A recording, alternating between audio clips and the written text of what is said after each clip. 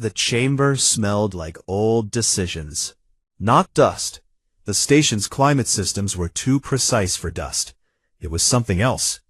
The smell of air that had been breathed in and argued out for 11,000 years, recycled through the lungs of 34 species across 4 centuries of weekly sessions, each breath leaving some invisible residue of compromise and exhaustion on every surface. The floor had grooves in it where the delegates walked. The same paths, every session, worn into the stone by 10,000 years of beings who already knew where they were going before they arrived. Counselor Vetheron had been walking those grooves for 40 years. He knew the smell. He didn't notice it anymore. That was probably the point. He settled into his seat at the head of the long curved table and arranged his notes with 2 long fingers. The chamber filled slowly around him. The Threxian delegate arrived late, as always, taking the far seat with the quiet arrogance of someone who had never once been told to hurry. The Keth Solani representative, small and gray and very still, was already seated. She was always already seated. Vetheron had never once seen her arrive. The translator drones hummed overhead. 34 different sets of ears, each hearing 34 different frequencies. The drones stitched it all into one language, fraying at the edges the way all translations did, losing the small music of meaning that lived between words. A junior clerk distributed the day's docket. 300 items, standard session length, 6 to 8 hours. Vetheron scanned the list with the efficiency of a man who had been doing this so long that the words processed before his eyes had time to register them as new information. Item 247 was near the bottom. Classification review. Sol system. 3rd planet from primary star. Common name among its inhabitants, Earth. The file was thin, thinner than most. Vetheron lifted it and felt its weight, which was almost nothing. A species' entire case for recognition, reduced to the thickness of a pamphlet. He set it back down. The session began. Items 1 through 246 moved the way all procedural sessions moved, like a river that had found its bed and no longer needed to think about where it was going. Motions made, seconds given, votes recorded. The Threxian delegate objected to something in item 83. He objected to something in every session. No one remembered later what it had been. Item 247 arrived without ceremony. The junior clerk, a young Valorian named Tesav, who had been with the council only 8 months and still sometimes wore the expression of someone who expected things to be more dramatic than they were, stood and read the summary in a flat, careful voice. Planet Earth. 3rd rock orbiting an unremarkable yellow star. Population, approximately 8 billion. Governance, fragmented. 83 recognized nation-states in active competition, some in open conflict. Technology level, pre-warp, pre-unified, still burning carbon for energy in some regions. No detection of external signals on galactic frequencies. No evidence of awareness of galactic community. Classification recommendation, Category 7, primitive, pre-contact. Tesav sat down. Vetheron looked at the file again. 8 billion people. The number was not small. He had seen species collapse with fewer. He had also seen species collapse with more, and faster, and loudly enough that the reverberations reached council sessions 3 systems away. He did not think Earth would collapse. Nothing in the file suggested collapse was imminent, only that it was possible, the way it was always possible with Category 7 worlds. They were at the most dangerous point in a civilization's life. Old enough to have technology, young enough to still be pointing it at themselves. Category 7 was a protective classification.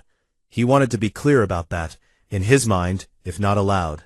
The Council did not ignore Category 7 worlds out of contempt. They ignored them out of care.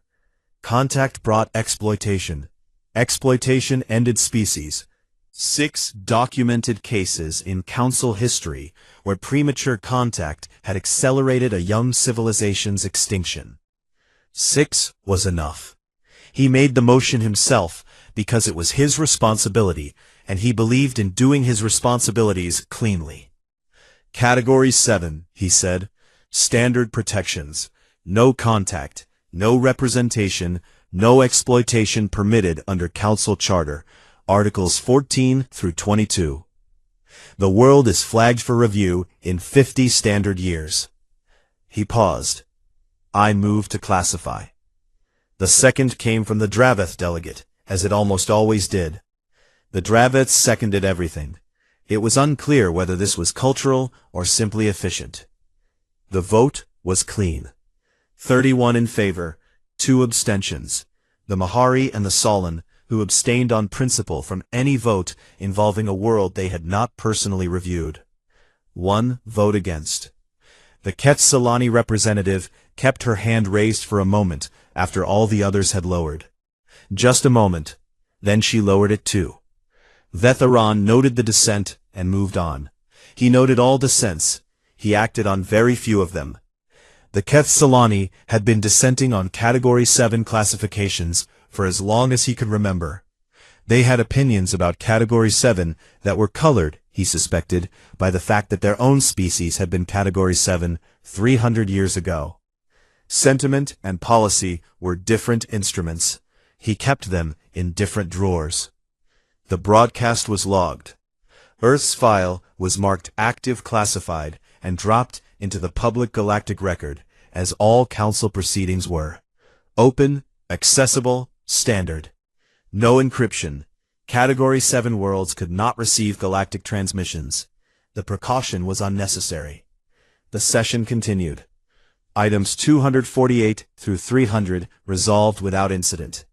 By the time Vetheran stood to leave, he had already stopped thinking about Earth. There was a resource dispute in the outer Karev system that required his attention before the next session. He had 3 subordinates who needed evaluations. He had a dinner with the Threxian ambassador that he was not looking forward to. Earth was handled. Earth was filed. He was almost to the door when the Quetzalani representative spoke. She was not speaking to him. She was not speaking to anyone in particular. She was gathering her small gray coat from the back of her chair and speaking to the air in front of her, in the quiet voice of someone finishing a thought that had started a long time ago. They always say that, she said. Vetheran stopped. He stood with his hand not quite on the door. He heard the words. He turned them over once, the way you turn over a stone when you think there might be something under it, and found nothing there that alarmed him. He did not ask what she meant. He went through the door. Behind him, in the chamber, young Tezov was archiving the day's filings. She worked quickly and carefully, the way new clerks do. Aware that her accuracy was still being assessed, she logged Earth's file into the appropriate subfolder. She mislabeled the subfolder. Not by much. 1 character transposed. It would be found and corrected in 6 months during a routine audit. It would have no effect on anything. Tezov did not know, filing that thin folder away in a warm chamber that smelled like old decisions, that she had just made the same kind of small, careless human error that the species she was filing might have recognized immediately, and laughed at, and corrected, and filed away as a perfectly ordinary thing that perfectly ordinary beings do. The lights in the chamber dimmed. The drones stopped humming. The word unprecedented had been used 11 times in the last hour. Dr. Yara Osei had been counting. She sat at the far end of the Geneva briefing table with a printed transcript in front of her and a pen in her right hand that she kept moving to the center of the table, aligning it with the table's edge, and then moving again. The room was full of people who were used to solving problems by talking about them loudly, and they were doing that now, and Yara was reading the transcript for the second time. It was not a long document. That was the thing about it that people seemed to find most unsettling, that a decision affecting 8 billion people had fit into something you could read in under 20 minutes. The delegates in this room had been meeting for 6 hours. The Galactic Council had apparently resolved the matter of Earth's entire future in slightly less time than a lunch break. She set the transcript down. Noted, she said. The man across the table, Deputy Secretary Halverson, Norwegian, very tall, very frightened in the way that people with large responsibilities become frightened, when those responsibilities exceed their preparation, stopped mid-sentence and looked at her. That's your response? For now. The room was quiet for 3 seconds, which was a long time in a room full of people who were used to filling silence. Then, someone else started talking, and the noise came back like water into a hole. 14 months had passed since Dr. Priya Sundaram, who was supposed to be tracking near-Earth objects, and was supposed to not be spending government computing time on personal side projects, had run an anomalous signal through a decryption algorithm she'd built in her own time, on her own hardware, because she was bored, and the asteroid data was, in her words, not giving her anything interesting. 11 months had passed since she'd gotten something back. 1 month had passed since a very nervous team of linguists, cryptographers, and one extremely stressed xenobiologist had confirmed what she'd gotten back.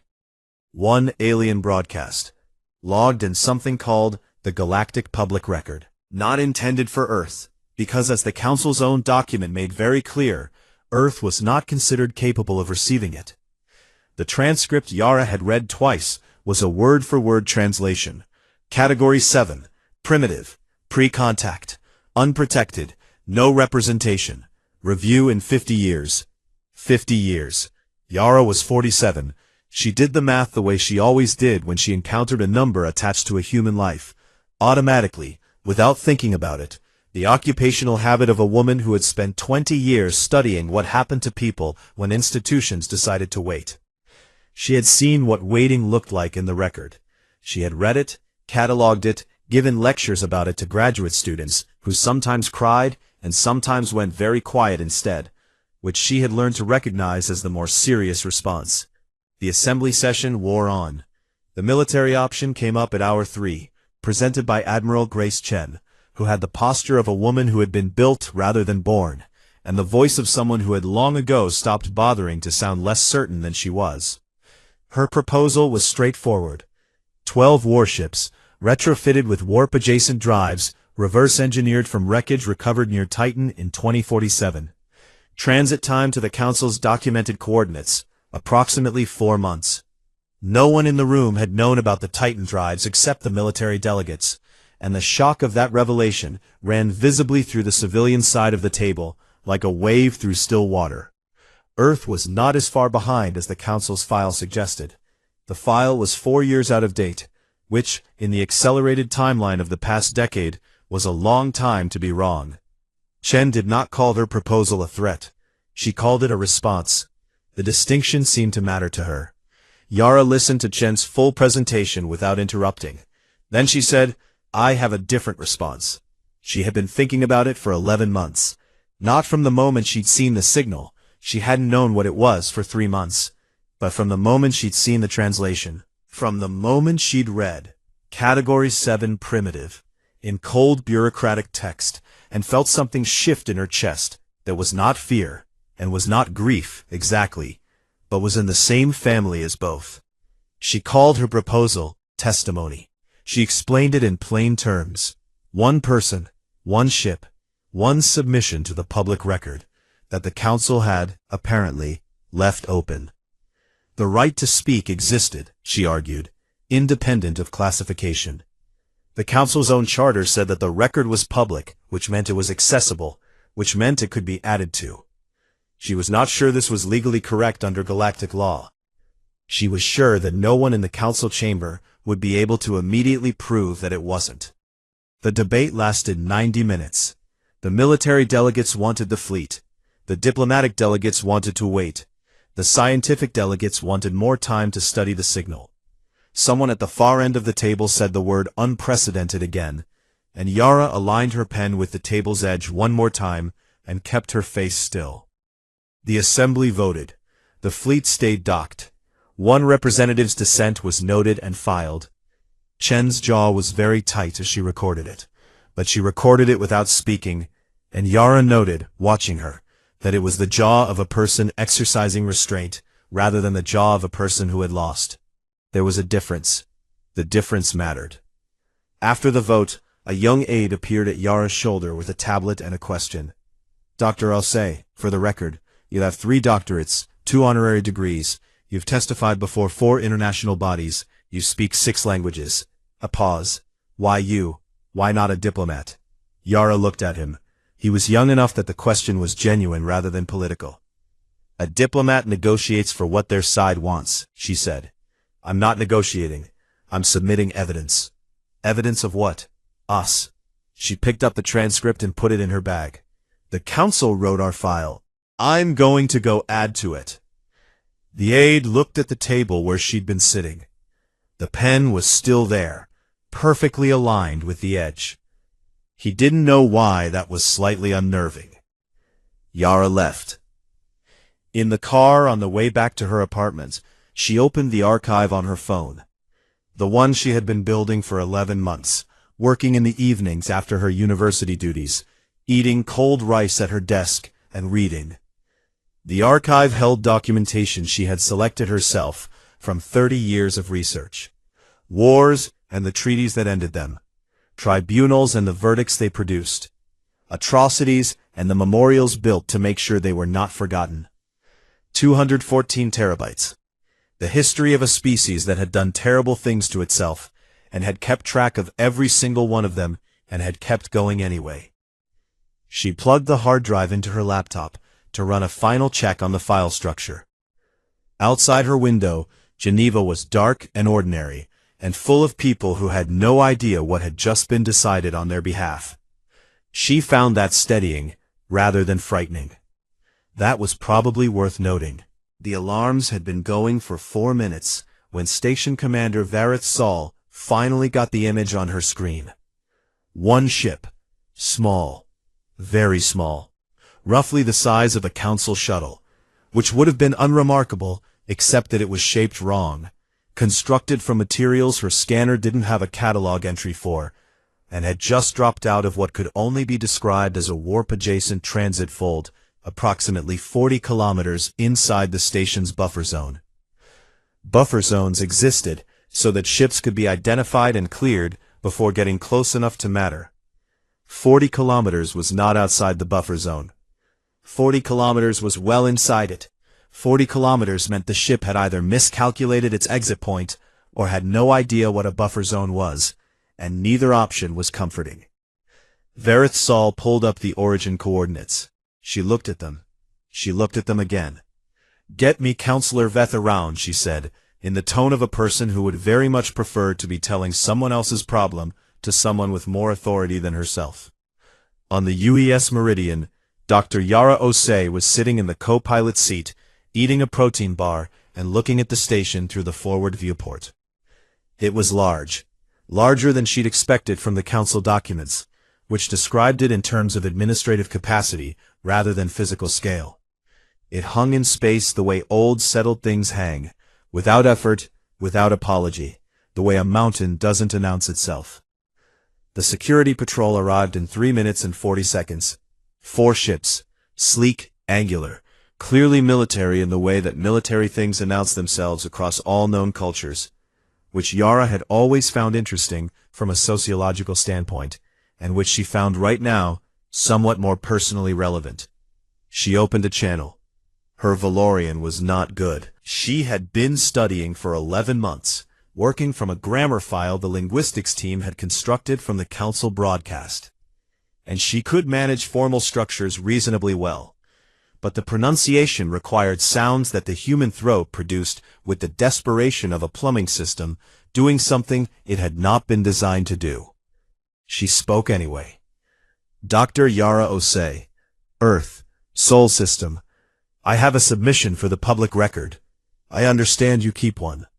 A very long silence. Then a voice, controlled, professional, with the specific quality of professional control that meant something less controlled was happening beneath it, responded in translated standard. Please hold your position.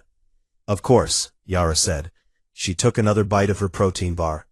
It took 40 minutes to find the protocol. Not because the protocol existed and needed locating, but because 3 separate council administrative staff had to confirm, independently, that no protocol existed that explicitly forbade an unregistered, unclassified, Category 7 vessel from docking at a council station and submitting material to the public record, and that therefore the existing Universal Docking Protocol which was broad and old, and had been written at a time when no one had considered it necessary to add exceptions, technically applied. Vered Sol spoke to Vetheron for 12 minutes. She watched his face on her screen do several things in sequence that she had not seen his face do in the 5 years she had worked under his authority. He was not a man whose face moved much. It was moving now. He authorized the docking. "Log everything," he said. "Everything is already being logged. Log it more," he said, and ended the call. The dock assigned to the Meridian was Bay 7, which Yara suspected was either a coincidence or a small bureaucratic joke, and which she found either way to be a reasonable place to put a Category 7 species. She walked off the ship with one case, gray, worn at one corner where she had set it down on concrete floors in too many archive basements to count. Inside it, a portable projector, a power adapter, and a hard drive. Security scanned the case 3 times with 3 different instruments. "It's a hard drive," Yara said on the second scan. "We can see that," the senior security officer said. "I mention it because I have the sense you're hoping to find something else." He looked at her. She looked back.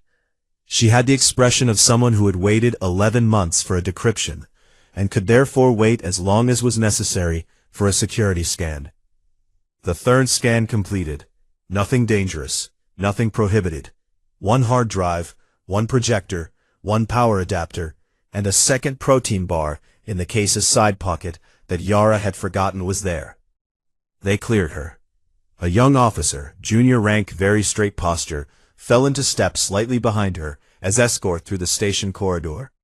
She could feel him looking at her, the way people looked at things that were familiar in shape, but wrong in some way they couldn't immediately identify. "What is on the drive?" he asked. His standard was careful, formal, someone who had learned it from texts rather than conversation. "Evidence," Yara said. He processed that. His stride didn't break, but something in it shifted. "Evidence of what?" She looked at him, not unkindly, the way a geologist looks at a cliff face that is younger than she expected. Not dismissive, just calibrating. "Us," she said. They walked the rest of the corridor without speaking. The council chamber emergency session had been called before the Meridian even docked. 34 representatives, most of whom had been reached through overnight contacts and personal channels rather than formal summons, arrived in various states of preparedness. The Threxian delegate had somehow managed to appear entirely unruffled, which Vetheron suspected was practiced rather than genuine. Vetheron stood at the head of the chamber and watched the feeds from the dock corridor on his personal screen. He watched the small human woman walk through his station with 1 gray case and the bearing of someone who had an appointment she had made herself. The security officer had asked what was on the drive. He had read the transcript. Evidence, us. Vetheron was old. He had spent 40 years in the business of other civilizations. Their disputes, their boundaries, their expansions, their collapses. He had met representatives of 19 species under various circumstances, ranging from formal treaty to active conflict. He had seen first contacts go badly, and first contacts go well, and first contacts that had gone in directions that required entirely new categories of outcome. Every single one of those species representatives had been nervous. Every single one. It was a universal constant, he had come to believe. The way that any species standing inside a structure that dwarfed its understanding had to contend with the physical reality of its own smallness. He watched Yara Osei walk through his station. She was not nervous. She was not performing confidence, which was a different thing, and which he had also seen many times, the kind of performance that showed at the edges when the light hit it wrong. This was not that. She was simply present, occupied, in the way of someone whose attention was focused on what came next, rather than on how they appeared to others. Vetheron picked up his notes. 40 years of service, neat, precise, dated records going back to his first session. He opened today's page. He wrote the date. He wrote the case number. He wrote the name, Yara Osei, Earth, Sol System. He stopped. He looked at the page for a moment. He wrote a question mark. He had not put a question mark in his notes in 40 years. He was a man whose job was to find the right box and place the right thing inside it. And he had always been good at it. And the satisfaction of that, the clean, complete satisfaction of a well-organized record, had been enough. He looked at the question mark for a while. Then he closed the notebook and went to face the chamber. Somewhere in Bay 7, Yara Osei was setting up a projector. She had been speaking for 4 hours when the Threxian delegate decided to make his point. He had been leaning back in his seat for most of it, arms crossed, jaw slightly forward, with the air of a man conserving his contempt for a moment when it would do the most good.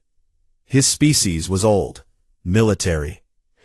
They had expanded to 7 systems in 3 centuries through a combination of superior drive technology and the simple willingness to move into spaces that others had decided were not worth the trouble. The Threxian had opinions about weakness, mostly that it was a choice. He had been watching the human for 4 hours, and what he saw, he felt, was a very organized list of failures.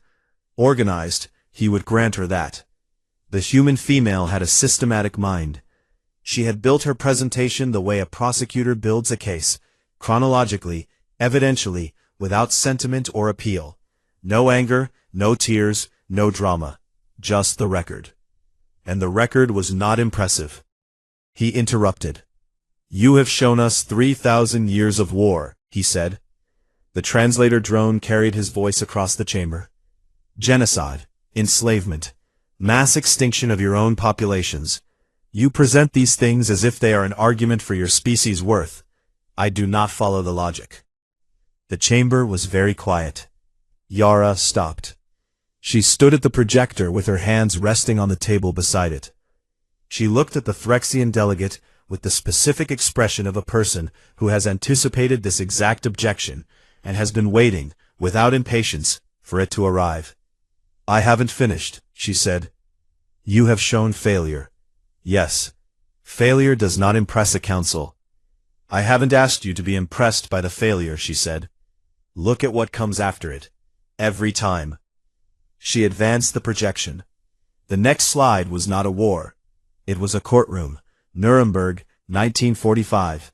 Row after row of men in the dock. A judge at the front. Lawyers, documents, testimony. 14 months after the end of the most destructive war in our recorded history, Yara said, the winning nations put the losers on trial, not executed them without process, tried them, in a court, with evidence, with lawyers arguing both sides, with a public record. She advanced again. Gachaca courts, Rwanda, 1994. Community tribunals convened in fields and schoolyards. 6 years after our species did something so terrible in this country that we still do not have adequate words for it. Survivors and perpetrators sat in the same outdoor spaces and gave testimony to community judges. 12,000 community judges, elected by local populations, to process over 1 million cases. She advanced again. The Truth and Reconciliation Commission, South Africa. The International Criminal Court. The Extraordinary Chambers in the Courts of Cambodia. The Commission for Reception, Truth and Reconciliation in East Timor. One after another. "Every atrocity I have shown you tonight," she said, was followed by a human institution whose sole purpose was to hold that atrocity in the record. Permanently, with names, with evidence, so it could not be denied, minimized, or forgotten. She stopped advancing the slides. The chamber was still. "No other species in this chamber has done this," she said. "I have read the Council's public archive going back 4,000 years. I have looked for equivalent institutions. Accountability mechanisms that a civilization turned on itself voluntarily, without external compulsion, after its own crimes." She let that sit for a moment. "I didn't find any." The Threxian opened his mouth. She was already speaking. "You looked at our file and saw a species that still fights itself. You are correct, we do still fight. But you read the file wrong." She picked up the projector remote. "You read the fighting, you did not read what we do after." She looked at the delegate directly. All 8 billion of us, and growing. And we wrote all of it down. Every crime, every failure, every mass atrocity. We built institutions to preserve it, study it, and prosecute it. She set the remote down. Show me another species in this chamber with a standing international court, whose purpose is to prosecute its own government officials for crimes committed against its own people. A court with no army, no enforcement power, whose authority rests entirely on the voluntary agreement of its member states to honor its verdicts. No one spoke. "I'll wait," she said. She said it without hostility. She said it the way she had said "noted" in Geneva, with the tone of a woman who was in no particular hurry, because she had already done the reading and knew how this part went. The silence in the chamber was the longest Terran had heard in 40 years of sessions. In the back of the room, very quietly, the Quetzalani representative was crying. She was not making any sound. Her head was slightly down. Several delegates near her noticed and looked away, which was a form of respect in their culture, and which was, in any culture, a recognition that what she was feeling was her own. No one asked her what was wrong. They could see what was wrong. She had voted no on the classification 14 months ago, for reasons she had never explained, and now the reasons were standing at the front of the room in a gray jacket, holding a projector remote, telling a story that the Quetzalani representative had been waiting 300 years for someone to tell. Yara continued. She spoke for 2 more hours. She walked them through the Geneva Conventions and their revisions. The Nuclear Non-Proliferation Treaty. This one earned a brief, unprofessional sound from the Threxian, something between a laugh and a cough. Because the humans who had built nuclear weapons and then agreed not to use them were apparently funnier to Threxians than they were to anyone else. Yara noted this without comment and moved on. She ended on one image. It had been taken from a spacecraft.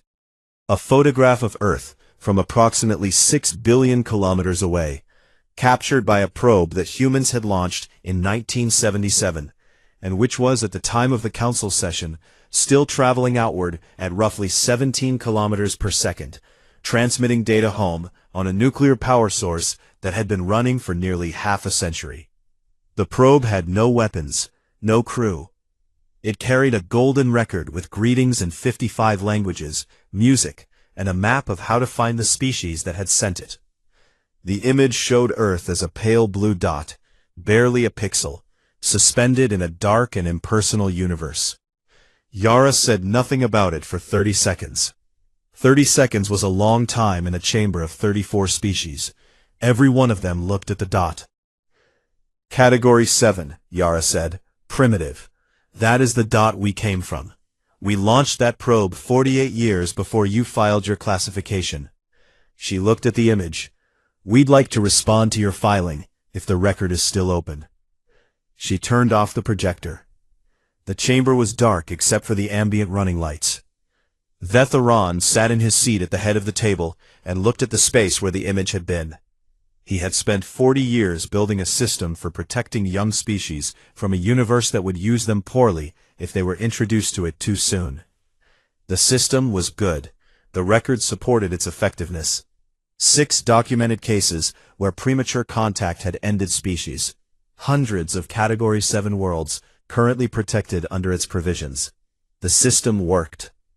He sat with that thought for a long time. The system worked perfectly. It had kept Earth's voice out of the record for 14 months. It would have kept Earth's voice out of the record for 50 years, and then 50 more, reviewed and refiled and reviewed again, until either Earth destroyed itself, or developed, on its own, without any outside assistance, the technology to make itself impossible to ignore. He opened his notebook. The question mark from yesterday was still on the page. He looked at it. He looked at it for long enough that the young clerk beside him noticed and looked away. Below the question mark, he wrote one more line. He did not share it. He closed the notebook. He looked at Yara Osei, who was standing at the front of the dark chamber with her hands resting on the table, and the projector off, and the testimony given, waiting with the patience of a woman who had already decided what she was going to do if the answer was no. He thought, she came here knowing we might say no. She came anyway. He thought, she brought evidence, not weapons, not a fleet, a hard drive. He had once asked himself what kind of species sent one person, alone, with a hard drive. He was beginning to understand the answer.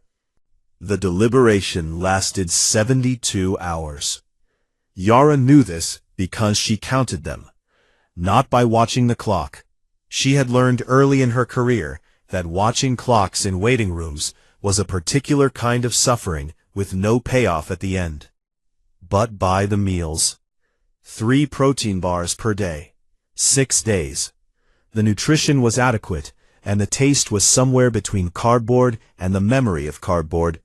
But the Meridian stores were limited, and she had not planned for a stay longer than 2 weeks, and eating was something to do with her hands. She read. She walked the length of the ship, which took 14 seconds per pass, and she read. She slept when the particular combination of protein and recycled air made it unavoidable, and then she woke up, and she read some more. Admiral Chen called every 12 hours. The calls were brief. Chen reported the status at home. The assembly was holding. The fleet was still docked.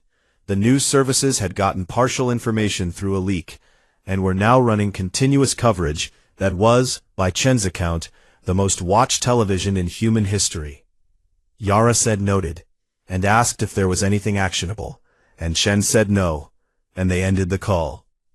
On the 3rd night, Terran came to find her. Not to the ship. To the station observation corridor, a long curved hallway on the outer ring, lined with transparent panels that looked out into the dark. One of the administrative staff had told her about it on the first day. Awkwardly, the way people offer hospitality to visitors they are not sure how to categorize. She had been going there in the evenings because it was the only place on the station that was quiet, and because looking at a lot of empty space had always been, for her, the specific remedy for being inside a room that was too small. Terran found her there standing with her hands in her jacket pockets, looking out. He stood a few meters away, and for a while neither of them spoke, which Yara found interesting, because he had come to her, which meant he had come to say something, which meant he was choosing to let the silence sit before he started. She noted it. The vote is tomorrow, he said. I know. He stood beside her, slightly behind. She could see his reflection in the transparent panel.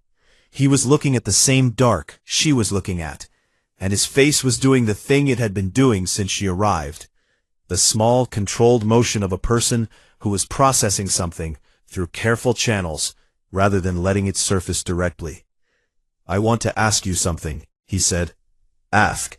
Did you bring the testimony to change our verdict? She didn't answer for a moment. She was looking at a cluster of distant stars that she could not name from this position, in this system, with her limited knowledge of alien stellar cartography. And she was thinking that she had looked at this same dark from Earth, and had not been able to name most of those either, which did not seem in the end like the most important thing about looking. Or, Terran said, did you bring it to create a record in case we didn't? She turned to look at him. Yes, she said. He was quiet for a very long time, long enough that she looked back at the stars. Then he said slowly, like a man placing a stone down after carrying it a very long time, we designed the classification system to protect young species. 6 cases, I know the number. I know the number too, Yara said. I read your archive. Then you know why we do it. I know why you do it, and I know what it costs. She turned back to him. The thing you protect a species from, when you keep them classified, isn't just exploitation. It's also participation. It's the record. It's the right to say we were here. We are here. This is what we are. She looked at him steadily. You can make a very good case that silence protects. I've read that case. I understand the reasoning. She paused. It's still silence, she said. He nodded, slowly, and then he walked back down the corridor without another word, and Yara watched his reflection move away in the transparent panel and then disappear. And she stood for a while longer looking at the dark, which was very large and very old and completely indifferent to whether she stood here or not. She found that steadying too. The vote was called at the 9th hour of the morning session. Every seat was filled. Not the representative seats only. The observer galleries, which normally sat half empty at procedural sessions, held members of station staff and visiting delegates from passing vessels, and at least 3 individuals who, by their appearance, had no business being in the building at all, and appeared to have gotten in through some combination of confidence and poor access management. Yara sat in the chair she had been given at the edge of the chamber floor, with the empty projector table in front of her, and the gray case on the floor by her foot. She kept one hand resting on the corner of the case. The Keth Solani representative stood to make the first motion. She was a small gray woman who had been quiet for the entire session, and who now spoke with the precision of someone who had prepared their words very carefully and was going to deliver them very exactly, regardless of what the room did around her. The motion was this: that Earth, Sol System, Planet 3, be removed from the standard classification scale entirely. Not refiled as Category 3, Category 4, or any intermediate designation. Removed from the standard scale. A new category. Category 0. Witness species. The chamber received this in the way that chambers receive genuinely unprecedented things, with a silence that was different from ordinary silence, heavier, with more weight distributed through it. Category 0 had no precedent. The Kef Solani representative acknowledged this plainly. It granted Earth no military protection, no economic rights, no territorial designation. It granted Earth 3 things: permanent standing in the public record, the right to be heard at council sessions as a non-voting observer, and the formal classification of Earth's testimony archive as protected council documentation, to be preserved in perpetuity. The right to speak, the right to be heard, the right to say, "We were here." The Threxian delegate objected. He stated his objection clearly and without apparent rancor, which was unusual for him. He said that creating new categories for individual species was a structural problem that would generate precedent issues for centuries. He was not wrong about this. Vetheron's notes recorded that he was not wrong about this. 3 other delegates raised procedural concerns. They were discussed. Modified language was proposed and accepted. The motion was revised twice. The vote was called. 33 in favor. 1 dissent. Vetheron's hand was raised. In favor. Yara walked back to the Meridian alone. The station staff had cleared the corridor, but a few people stood in doorways. She noticed them the way she noticed most things, directly, without making an event of it. Some of them looked at her with the expression she was familiar with from Geneva, from the assembly, from every room she had ever been the wrong kind of person in. The expression of recalibration, of a category that had just shifted. She walked past them, and through the bay door, and up the Meridian's ramp, and into the familiar smell of recycled air and protein bars, and the low electrical hum of a ship that had been running on minimal power for 3 days. She sat down in the co-pilot's seat. She opened the comm. Chen picked up in 3 seconds, which meant she had been waiting at the terminal. "So we're not Category 7 anymore," Chen said. "No," Yara said. "What the hell is Category 0? Yara looked out the viewport. The bay doors were opening. The Meridian's engines came up slowly. A low vibration through the floor. "Unclassifiable," she said. "We're the first thing in 11,000 years they didn't have a box for." A beat. Said Chen. The Admiral's chair creaked. It was the sound of a woman who had been leaning forward for 3 days, sitting back. That was all.